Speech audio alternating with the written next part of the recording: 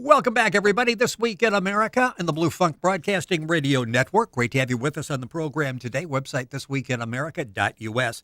As mentioned, our guest on the show, Samuel Freedman, an award-winning author, journalist, educator, columnist for the New York Times, journalism professor at Columbia University, and author of an excellent new book, Breaking the Line, the season in black college football that transformed the sport and changed the course of civil rights. Samuel, welcome to the program. It's great to have you with us on the show. Thanks, Rick. It's great to be here. It's an excellent book, a story not only of a season, but of a country at the crossroads. And we will go back to the 1960s, basically, for the program, although you touched on things earlier. Let's set the scene by talking about, for a lot of young people, they don't fully understand, I don't believe, the role of historical black colleges. Talk about that, and then we'll talk about the two schools you focus on, Grambling and Florida A&M. Well, to put it in the biggest picture, these were colleges, a few of which were set up by religious groups that were, very committed to improving the lives of African Americans. But a lot of these historically black colleges and universities, ironically, were set up by segregated, all-white governments in the South that didn't want to integrate this big state university, so they created separate ones. So, in Florida, if you don't want black students to go to the University of Florida or Florida State, you create Florida A&M. In Louisiana, if you don't want African-American students at LSU, you create Grambling State University. But what happened, what kind of this wonderful historical irony is that these schools became real epicenters, real hubs of black accomplishment, black achievement, black excellence in all kinds of fields. So instead of, being inferior as they'd been set up to be, they became these incredible, engines of black advancement. And that was true in the classrooms, and it was also very much true in the athletic programs. And it became sort of a subculture. You talk about they had black sports writers, publicists, All-Americans, their own bowl games. It became sort of a whole separate, subculture. Well, as I call it in Breaking the Line, it's like a parallel universe. Yes. So you had, black teams covered by black sports writers with black publicists whose players were scouted by black pro scouts and who played an all-black championship game, which is the culmination of my book, and that was called the Orange Blossom Classic, which was played in the Orange Bowl Stadium in Miami. It is no longer played because the integration in college football has gone so far, but it was there from basically the mid-'40s to the late '70s. And for many of those years, not only was it the de facto Super Bowl for black college football, it was also the biggest gathering of African Americans annually for any reason in the entire country. It was a week-long festival with parades, and the music clubs were filled with the best R&B musicians and jazz musicians. People who were there back in the day joke about how you couldn't get a seat in a barber shop or a beauty salon the whole week. Well, and with all that attention you talk about in the book, it virtually went unnoticed by white America during that period. Right. I mean, some of this, Rick, is just the media landscape is so different. Right now we all, as football fans, enjoy having sports talk radio all over the country. We love having ESPN and the networks and the cable stations that cover sports 24/7. So even without a satellite dish, you can watch, 50 games probably on a typical weekend? Yes. But up until the mid-'70s, the NCAA controlled broadcasting so tightly that you'd have maybe one or two games on TV or three in an entire weekend, and the last school that was going to get on was going to be an all-black school from the South. So these schools were really unknown in most of the country, and because also the, rampant, segregation in the South, newspapers and radio stations that might be just a couple of miles from these schools often didn't even cover their games. It's astonishing, and when they did, they'd sometimes do such a sloppy job, as I discovered in my research, you couldn't even, rely on the box score they would give.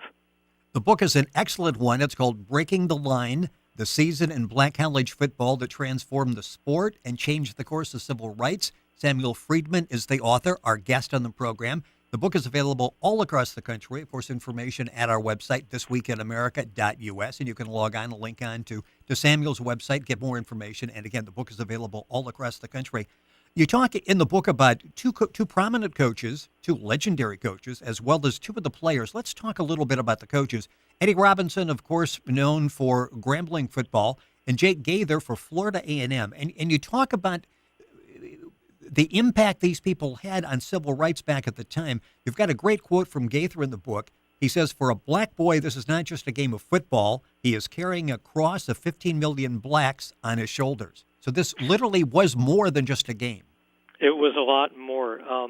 These were two coaches who, even though they really were not out there very publicly in support of civil rights, they, had grown up seeing lynchings around them. They were wary of what could happen to a black person who stood up politically, and they also worked for state-controlled colleges, in which you had a white government that controlled all the purse strings, could cut the budget in retaliation, could fire you. So privately, they were deeply sympathetic to the civil rights movement. Publicly, they often had to watch what they did, but they found some ways through their sport to make a huge impact. The first way was the example they set. These were two educated men. Both of them had master's degrees, dignified, in Jake Gaither's case, really a genuinely erudite student of history. And they made their players in their own mold. They produced student athletes who really were both parts of that word, students as well as athletes, who got their degrees and who went out into the world, whether or not they ever played pro ball, whether they made their living, as a coach or a teacher or a minister or an insurance agent or anything else. They were walking and talking examples of black equality. So that was part of what both coaches did for the movement. But then in the season I write about, 1967, they really, in a more public way than ever, take a stand. In Eddie Robinson's case, he's developing a player named James Harris to break the color barrier at quarterback in the NFL. And again, a lot of younger listeners or viewers will be shocked to think about a time when there weren't lots of black quarterbacks in the pros or in college. But the prevailing view in the pros as of 67 was that a black was not smart enough to be a quarterback. So Eddie Robinson recruited James Harris, developed him as a classic drop-back quarterback, and as someone who's going to have the mental toughness and the intellectual acumen along with it to be the quarterback, the black quarterback who couldn't be forced to change position to wide receiver or to defensive back. And that's and up until even a few years ago, we would hear that for black quarterbacks coming out, and immediately they wanted to make them a wide receiver, a kick returner.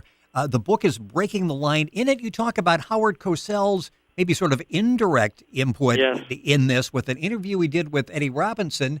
And one of the first things Robinson did after the interview with Cosell was stop by James Harris's home. He was a high school football player at the time, and recruited him and sort of, like you said, made him a professional football quarterback. Well, you're right about Cosell's interesting role. Those people who know of Cosell or remember him know that he was very committed to civil rights. He, championed a lot of black athletes. But as an on-air guy, he could be a real provocateur. Yes. And so he's doing a radio show with Eddie Robinson and says in this kind of challenging way, well, you sent all these players to the pros, why haven't you sent the black quarterback yet? And Eddie Robinson kind of holds, his patience and answers all the reasons why he thinks he could do that. But actually, he's seething about it. And he flies back to Monroe, Louisiana from New York after the show and goes straight from the airport to James Harris's house and sits there with James Harris and his mother. Harris's father had passed away by this point, and says of Cosell, he was asking me about, producing a black quarterback. So he took it, as like a line in the sand almost that Cosell had drawn, and went right there to recruit James Harris to show that he could send a black quarterback to the pros, and he did send a black quarterback to the pros. Let's talk about how things were in 1967. In the book Breaking the Line, you talk about, especially at Florida A&M, some of the players, their attitudes were changing. They were looking up to people like Stokely Carmichael, with Muhammad Ali, maybe becoming a little more outspoken. And you talk about the Florida A&M Marching Band 100 and what we went through there. What was the temperature of the country like at that time? 1967 is a year almost unlike any other in civil rights history, because on one hand, it's an incredibly hopeful year. It's the year when Lyndon Johnson, the great, president of civil rights issues, names Thurgood Marshall to the Supreme Court, so the first black man ever to serve on the Supreme Court. It's a year when a big movie studio decides, the nation is ready for a film like Guess Who's Coming to Dinner about an interracial romance, starring Sidney Poitier. It's a year when some of the first black mayors are being elected to office in the North, Carl Stokes in Cleveland, and I think it's also Richard Hatcher gets elected, in Gary, near where a lot of your, listeners and viewers are. And at the same time, the summer of 1967 is also a summer of horrifying, destructive riots in Newark and Detroit, throughout the country in what's called the Long Hot Summer. And so for the football players and even some of the younger assistant coaches on Grambling and Florida A&M, they had a kind of righteous impatience that was different from their coaches. You have to remember, Eddie Robinson, Jake Gaither were born in the 1900s in Jake Gaither's case, I think right around 1920 for Eddie Robinson. They grew up in a world in which segregation seemed permanent and in which, as I was saying before, you saw people routinely lynched. Their players, even some of their assistant coaches, were growing up in the era of the Brown versus Board of Ed court case that says school segregation is unconstitutional. They've seen Martin Luther King and the Montgomery bus boycott. They've seen the Voting Rights Act and the Civil Rights Act passed, under the Johnson administration, and yet they can still see how much isn't changing on the ground, how much, resistance there still is in the South to implementing all of those, requirements for racial equality. And as a result, they feel, on the one hand, they totally revere Eddie Robinson and Jake Gaither. They feel these men are their fathers and their teachers and their ministers and their coaches. They're everything to these guys. I can hardly emphasize it enough. And at the same time, they're critical of them. They feel like these coaches have been too slow to get involved and get active on civil rights. And they feel, as young men, drawn to some of the more militant figures in the sports world. It might be Muhammad Ali or Jim Brown. And in the political world, they start to feel, the attraction of, more radical figures like Stokely Carmichael. It's not that they're rejecting Martin Luther King, but it's almost that they are yearning also for someone to be more confrontational than King. Talk a little bit about the book. Culminates with the 1967 Orange Blossom Classic, the Super Bowl for the black colleges, played at the Orange Bowl in Miami. Talk about that and why this game really stands out from all of the others and the social significance of this game. Well, as I was saying before, the Orange Blossom Classic by itself was a huge event for African Americans. But so any year it was significant. This year it was, in 1967, had an added luster because Grambling and Florida A&M were perpetually among the top handful of teams in black football. There are one or two others you might put up there with them, Morgan State, maybe Tennessee State, but they're always out or near the top. Jake Gaither and Eddie Robinson were the two top coaches, but they played in different leagues. So the only time, you had a Robinson versus Gaither game, a Grambling versus Florida A&M game, was in the Black College Championship. They only met about 4 or 5 times in history, and 1967 was one of those years.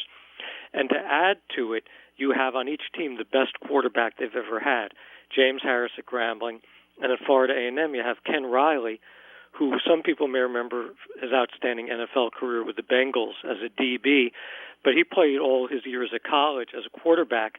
And I'll tell you, if you look at Russell Wilson now on the Seahawks, or saw him when he was playing for Wisconsin, that's what Ken Riley was like as a quarterback in college. So you have these two great quarterbacks, these two great coaches, these two legendary programs, and they play a game that literally goes down to the last play, and they're doing it in front of dozens of NFL scouts. And it's also the first time that this Black College Championship is going to be shown on TV.